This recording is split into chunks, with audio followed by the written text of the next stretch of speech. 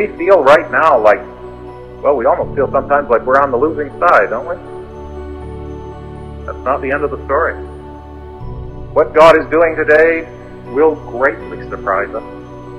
Here in the 72nd Psalm, verse 16 says, there shall be a handful of corn in the earth upon the top of the mountain.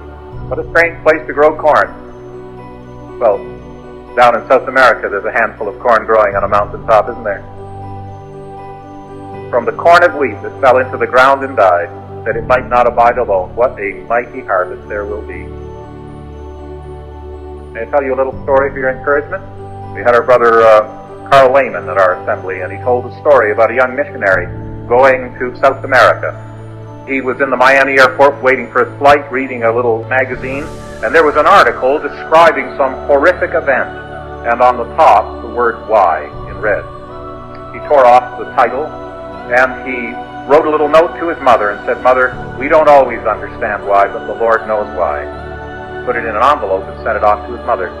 Got on the flight, they flew down, and the plane coming in on its approach smashed into a mountain, and everyone was killed on board. He never even made it to the mission field. Several years went by. A young lady missionary was working her way through the little villages up in the mountains not far from the crash site, and she came to one village where most of the villagers were saved. She asked them, how did the gospel come to you? A man went into his house and he brought out a charred briefcase, opened up the briefcase, and inside was a Spanish Bible, and on the flyleaf, this young missionary's name from his mother. That's how. God's going to have a lot of surprises for us. Do you think the Lord Jesus was exaggerating when he said that some seed gets choked and some gets stolen and some withers away, but some produces 10,000% return on the investment? Do you think that's an exaggeration? I don't think so. I think it's really going to happen.